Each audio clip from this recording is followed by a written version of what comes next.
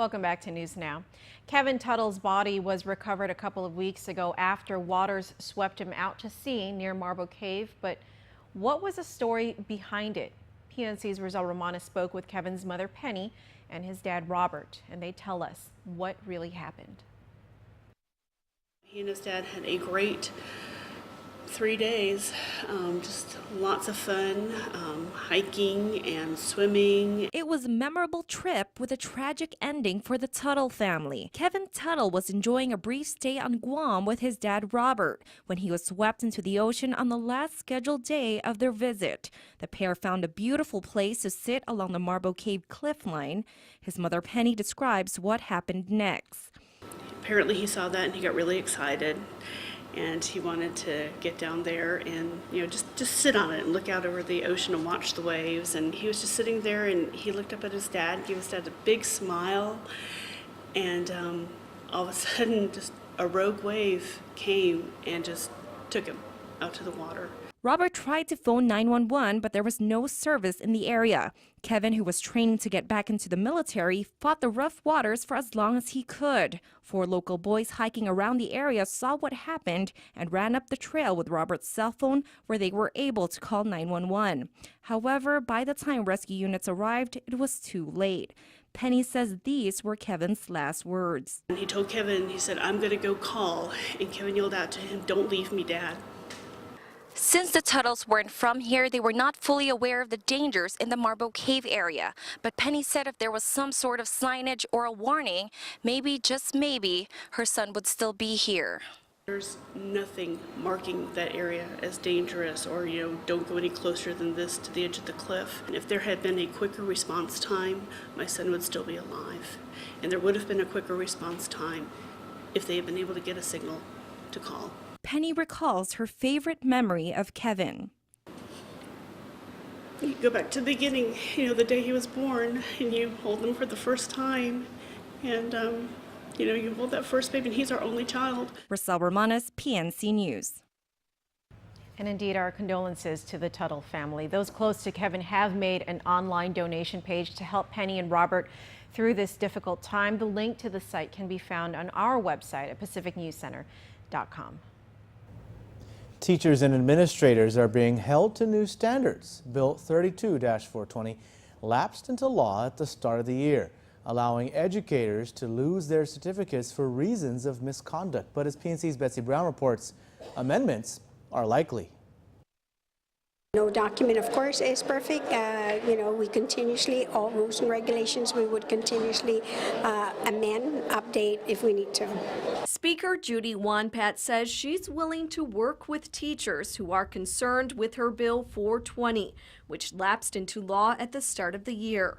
The law, which the Guam Federation of Teachers expressed strong opposition to, sets the standards of conduct for educators. It also provides that teaching certificates can be taken away or suspended for professional misconduct. We do need some rules and regulations in terms of professional ethics because, as you know, other professionals have the same thing in terms of when they're able to receive their certificate and then any violation of law that it can be revoked.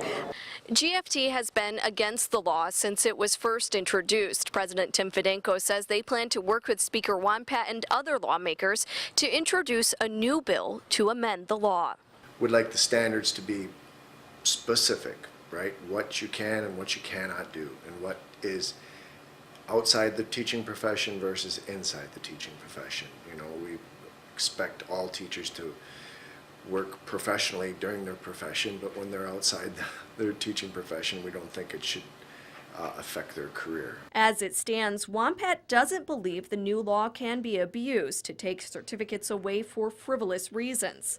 It has to go through an investigation with the Attorney General's office, so there's a process. But I don't, it'd be totally frivolous, yes, to go ahead and to say that someone is going to be released from their position because, they're in a swimsuit. We're talking about their code of ethic and behavior in the school. While they seek an amendment to the law, Fedenko says the union is ready to fight for teachers' rights. Betsy Brown, PNC News.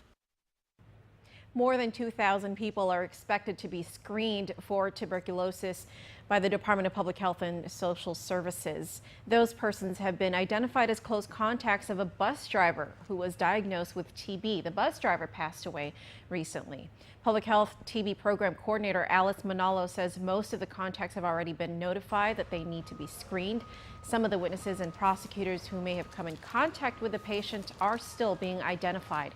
TB skin tests will be provided for the contacts free of charge at Public Health beginning today. Students from bus number 72 will also be offered screening at their school on January 20th. Manalo stresses that while screening is mandatory, there is no rush, as exposure to the disease takes a few weeks to show in the test.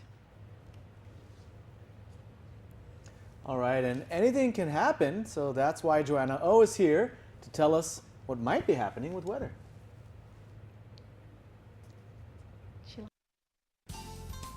So last night I was on my bed with my phone held above my face like this. And you know what could happen from such action, right? Yes, you guessed it right. I dropped it out of nowhere like this. The point of the story here is that you never know when things will start to fall, whether it's your cell phone or raindrops in the sky, and that's why we're here. Welcome to PNC's weather forecast. I'm Joanna O. Over the weekends, the seas were so rough the National Weather Service had to issue both high surf and small craft advisories. But since yesterday, the seas are calming down and both advisories are no longer in effect. Marianas is currently affected by moderate trade winds and isolated showers, which you can see over the 3-day sky forecast. Expect mostly cloudy with isolated showers for all 3 days.